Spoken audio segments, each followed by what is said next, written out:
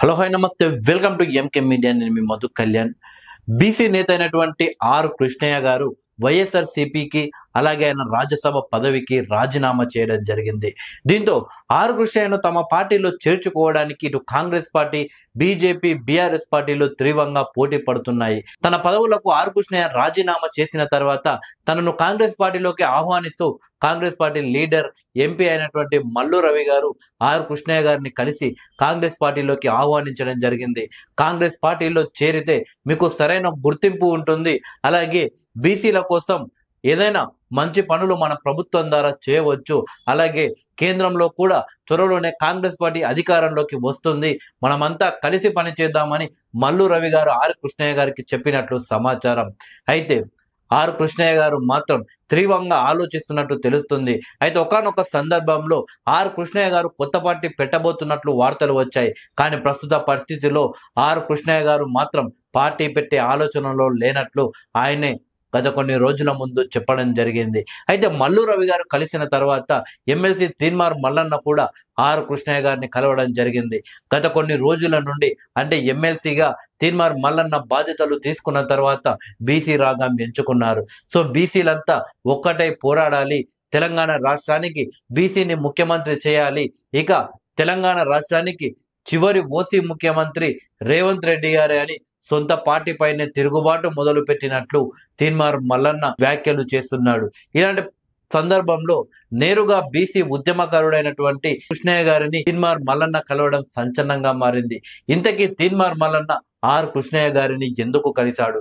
Are Krishnaiah గారిని కాంగ్రెస్ పార్టీలోకి ఆహ్వానించడానికే are కృష్ణయ్యను కలిశాను అని తీన్మార్ మల్లన్న చెప్పినప్పటికీ అనుమానాలు మాత్రం కలుగుతున్నాయి.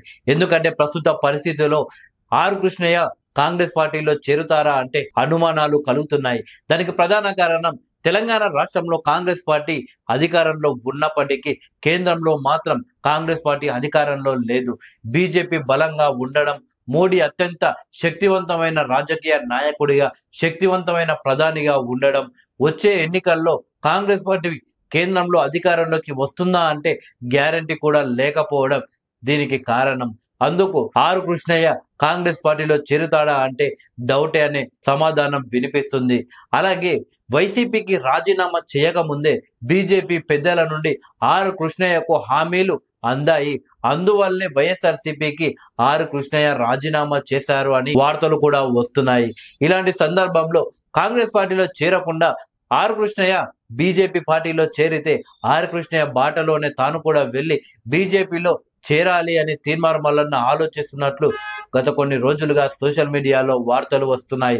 మేమిద్దరం కలిసి బీసీ ఉద్యమం చేస్తాం, బీసీలను రాష్ట్రానికి ముఖ్యమంత్రి చేస్తామని చెప్తున్న తీన్మార్ మల్లన్న ఇద్దరం కలిసి ఒకే పార్టీలో ఉంటే ఈ ఉద్యమం మరింత బలంగా చేయొచ్చు అని చెప్తున్న తీన్మార్ మల్లన్న మరి ఆర్ కృష్ణయ్య బీజేపీలో చేరితే తీన్మార్ మల్లన్న కూడా బీజేపీలో చేరుతాడా అనే ప్రశ్నలు వినిపిస్తున్నాయి.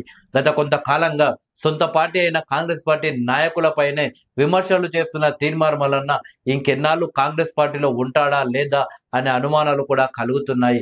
గతంలో బీజేపీలో పనిచేసి బీజేపీకి రాజీనామా చేసి కాంగ్రెస్ పార్టీలో చేరాడు తీన్మార్ మల్లన్న. చూడాలి మరి తీన్మార్ మల్లన్న, ఆర్ కృష్ణయ్య ఇద్దరు ఎలాంటి నిర్ణయం తీసుకుంటారు.